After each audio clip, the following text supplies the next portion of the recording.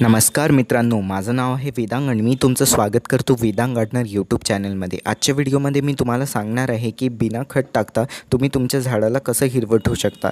हे काही गोष्टी तुम्हाला झाडात वापरायचे जेणे की तुमचे झाड खूप चांगले राहतील। सगळ्यात पहिली टिप आहे, जे केळाचे टरफलं असतात मित्रांनो, ते तुम्हाला झाडाच्या मातीत टाकत राहायचं आहे। जसंच तुम्ही केळ वगैरे खाता ते तुम्हाला मातीत टाकून द्यायचं आहे आणि त्याच्यावर चांगली थोडीशी मातीत दाबून द्यायचं आहे। आता ही होती पहिली टिप। आता दुसरी टिप बघू। दुसरी टिप आहे मित्रांनो की जे पण पिवळे पानं वगैरे वाळलेले पानं पडतात झाडाचे, ते वाळलेले पानं जे आहे त्यांनी मल्च करून द्यायचं आहे। त्याचा अर्थ काय की वरच्या लेअरवर तुम्हाला ते वाळलेले पानं ठेवून द्यायचं आहे आणि हातोड्यातनं त्याला खुरपी करत राहायची आहे, माती वर खाली करत राहायची आणि त्या पानांना मातीखाली दाबत राहायचं आहे। हे डिकम्पोज होऊन छान राहील। आता ही होती दुसरी। आता तिसरी टिप बघूया।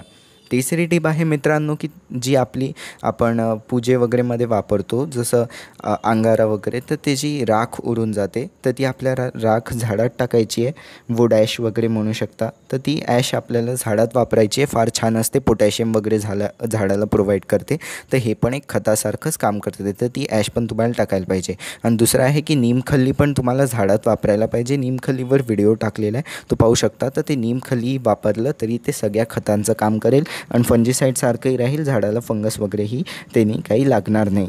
आणि मित्रांनो, चहापत्ती वगैरे असते, तर चहापत्ती पण मित्रांनो, आपण जसं चहा वगैरे घेतलं त्याच्यानंतर चहाला धुवून घ्यायचं। स्वच्छ चहाला धुतल्यानंतर ते आपल्याला झाडात टाकून द्यायला पाहिजे। आणि मित्रांनो, ऑनियन पील जे असतात आपले कांद्याचे टरफलं, ते पण आपल्याला झाडाच्या वरच्या लेअरवर टाकत राहायचं आहे। याने पण झाडाला पोटॅशियम मिळत राहते आणि झाड आपलं फार छान राहील। हे होतं चौथी आणि पाचवी टिप।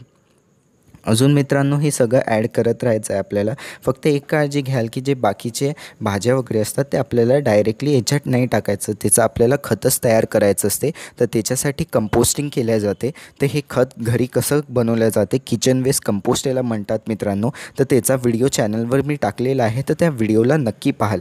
त्याने तुम्हाला आयडिया लागेल की घरी कसं बनवायचं असते। वर्मी कंपोस्ट, गांडूळ खत, आपलं शेणखत आणि किचन वेस्ट कंपोस्ट सगळ्यांचे व्हिडिओ टाकून ठेवले आहे, तर नक्की पाहाल। कसा वाटला व्हिडिओ आवडला असल्यास व्हिडिओला लाईक करा, शेअर करा, माझ्या चॅनलला सबस्क्राईब नक्की करा। अजून व्हॉट्सअपच्या ग्रुपला जॉईन करू शकता। झाडासंबंधित काही प्रश्न विचारायचे त्या ग्रुपवर विचारू शकता। लिंक कमेंट आणि डिस्क्रिप्शन दोन्ही याच्यात टाकून देईल। धन्यवाद।